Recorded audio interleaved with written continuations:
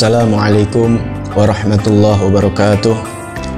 Bismillah walhamdulillah wassalatu wassalamu ala rasulillah Sayyidina wa nabiyina Muhammad ibn Abdullah wa ala alihi wa sahbihi wa man walah wa la hawla wa la quwata illa billah. Saudara-saudara sekalian di mana saja Anda berada, bertemu kembali dengan channel Habib Betawi dalam episode yang ke-7 daripada kitab Taqriyatus Sadidah, membahas dalam bab puasa. Terutama kita akan memasuki dalam berapa bulan ini, 2 bulan ini, yaitu puasa Ramadan yang mulia. Jangan lupa subscribe, like, dan share-nya. Dan saksikan juga episode yang sebelumnya, yaitu episode yang ke-6, membahas di dalam rukun-rukun puasa. Bismillahirrahmanirrahim. Episode yang ke-7, Sunanus Saum wa Ramadan, sunnah puasa dan sunnah puasa Ramadan. Pembahasan di dalam sunnah puasa, baik dalam sunnah puasa sunnah maupun puasa Ramadan. Yang pertama, Ta'jilul fitri idza tayaqqanal ghurub. Yang pertama dari sunnah puasa yaitu mempercepat berbuka puasa apabila yakin telah datang waktu sholat maghrib, yaitu datang waktu maghrib, maka disegerakan, jangan ditunda-tunda, karena disegerakan di dalam berbuka puasa itu sunnah. Bila yakin Anda atau kalian yakin telah datang waktu maghrib. Bi khilafi ma idza syakka fayajibu alaihi an ya'mala bil ihtiyat wa yuakhirul fitr. Tapi apabila syak, ragu sudah masuk waktu maghrib atau belum, maka diwajibkan untuk menjaga jangan sampai batal, ditakhirkan sedikit, ya, berbukanya diundur sedikit kalau Anda ragu. Contoh, ketika waktu sedang dekat dengan berbuka puasa, kita lagi di kendaraan, nggak ada dengar radio azan, tidak dengar di musola karena jauh, kita nggak dengar perakiraan di jam, tapi kita masih ragu. Nah, ketika kita ragu apakah telah datang waktu maghrib atau belum, biar tidak menjadi syak, tidak menjadi keraguan, maka ditakhirkan, diperlambat untuk berbuka puasa. Tapi apabila yakin, maka disunnahkan untuk segera berbuka puasa. Jadi makruh kalau diakhirkan. Sunnah puasa yang kedua yaitu as-suhur walau bi jur'ati ma wa yadkhulu waqtu suhur min mutanassifil lail. Disunnahkan untuk orang yang berpuasa yaitu makan sahur, yaitu makan di waktu malam, sekalipun hanya dengan seteguk air. Dan waktu masuk sahur yaitu mulai dari pertengahan malam, sekitar jam 12 ke atas itu sudah mulai masuk waktu kita makan sahur. Kalau jam 7, jam 8, jam 9 malam itu bukan sahur namanya, tapi nambah makan, mindo. Jadi waktu sahur di pertengahan malam. Sampai kapan? Sampai sebelum waktu sholat subuh atau waktu masuk waktu subuh. Apa manfaat dari sahur? Walaupun hanya sekedar seteguk air. Hikmahnya adalah tagawwa ala saum, untuk mengkuatkan orang yang berpuasa agar berpuasanya menjadi lebih kuat. Wa mukhalafatu ahlul kitab, dan juga untuk menyalahi, untuk menjadikan perbedaan dengan orang-orang ahli kitab yang tidak sahur. Ya, mereka pun berpuasa. Fayusannu walau li sab'an wa kaunuhu bi rutubin fatamar kal fitr. Nah, disunahkan walaupun kita masih kenyang perut kita, tapi disunahkan untuk sahur. Kemungkinan kalian mungkin jam 11, jam 10 makan. Kemudian di waktu sahur sekitar jam 3, jam 4 kalian masih kenyang. Tapi tetap disunahkan di waktu sahur itu ada keberkahan yang luar biasa, walaupun hanya seteguk air atau sebiji korma. Ya, yang nanti akan dijelaskan keadaan makanan-makanan yang disunahkan di dalam berbuka puasa, yaitu pertama korma dan lain-lain. Jadi walaupun hanya sebutir korma atau seteguk air, lakukanlah sahur. Itu sunnah di dalam orang yang berpuasa. Kemudian yang ketiga yaitu takhirus suhur bihaitsu la yafhushul takhir wa yumsiku nadban anil akli qablal fajri binahwi khamsina ayah rubu' sa'ah, yaitu mengakhirkan sahur. Sunnah yang ketiga mengakhirkan sahur, memperlambat sahur sekira-kira tidak melampaui di dalam mentakhirkannya, memperlambatnya.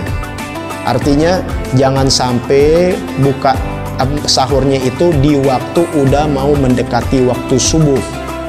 Jadi perkiraannya yaitu setengah jam kurang lebih sebelum waktu subuh kita sahur, karena memperlambat. Jangan jam 2, jam 3 kalau subuhnya jam 5-an, karena terlalu jauh. Sunnahnya ditakhirkan, yaitu diakhirkan untuk sahur sekira-kira tidak melampaui batas di dalam takhirkannya, nggak gerabak gerubuk jadinya. Wa yumsiku nadban anil akli, dan disunnahkan untuk menahan, bahasa kita imsak, daripada makan sebelum fajar sekira-kira khamsina ayah 50 ayat, sekira-kira bacaan 50 ayat, yaitu rub'i sa'ah, seperempat jam. Jadi sekitar 15 menit atau seperempat jam ya kita udah mulai menahan diri. Itu sunnah. Bahasa kita nih kalau di televisi imsak, sekitar 10 menit imsak. Padahal bahasa imsak ini menahan, berarti nggak boleh makan. Ya, bukan berarti nggak boleh makan ini jadi kewajiban seperti membatalkan, tapi tidak sunnah untuk menjaga jangan sampai kita makan minum ternyata udah masuk waktu subuh. Karena waktu sholat itu baik waktu subuh, zuhur, asar, maghrib dan sebagainya itu ditentukan dengan jalannya matahari, bukan dari jam. Oleh karena itu berapa banyak kita temukan subuh tidak harus jam 5 kurang 10, nanti kadang-kadang jam setengah 5, bahkan jam 4 lewat 10 berubah karena mengikuti dari jalannya matahari, bukan dari jam. Nah, untuk bisa jangan sampai jebol, jangan sampai jadi batal, kita masih enak makan ternyata waktu sudah masuk waktu subuh, maka disunahkan menahan diri untuk tidak lagi makan ataupun minum sekitar 15 menit atau 10 menit. Nah, dikatakan namanya imsak. Ya, imsak di sini sunnah menahan diri. Karena barangkali kalian bangun terlambat, pas bangun udah tinggal 15 menit lagi, mau nggak mau sahur kalian, walaupun hanya sebitur korma atau seteguk air. Jadi sunnah di dalam berpuasa yaitu makan sahur dan sahurnya ditakhirkan. Kemudian yang keempat, sunnah di dalam berpuasa al-fitru ala rutobin witron, disunnahkan untuk berbuka puasa dengan rutob, yaitu korma yang baru matang. Ya, korma yang baru matang itu sunnah kita makan witir. Boleh 1, boleh 3, boleh 5, boleh 7, boleh 9, boleh 11, boleh 13. Kalau kalian memang lapar, ya pokoknya witir. Fayuqaddimuhu awalan, itulah yang didahulukan, yaitu membuka puasa sunnahnya pakai korma ya yang baru matang, korma muda yang baru matang, bukan korma yang masih pahit. ya, tapi yang baru matang, rutop. Fa illam yajid, kalau nggak ditemukan korma yang bernama rutop, ya kalian kalau ke pedagang korma bilang aja rutop, nanti dikasih tahu, karena korma ini beda-beda macamnya, ada rutop, ada busar atau tamar. Nah kalau tidak ada rutop maka pakai busar, yaitu korma yang di atas rutop, yang sudah matang di atasnya lagi matang, ya yang baru matang rutop nih kira-kira udah matang. Fatamrin, kalau nggak ada juga fatamrin, baru dengan tamer. Nah tamer korma yang biasa kita temukan, kita makan, warnanya itu sudah warna agak hitam, udah coklat ya matangnya, tapi nggak busuk, sudah tidak busuk ya, masih layak dimakan, itu baru tamer. Fabima'in fama'in zamzam, kalau nggak ada juga baru urutannya ke air zam-zam.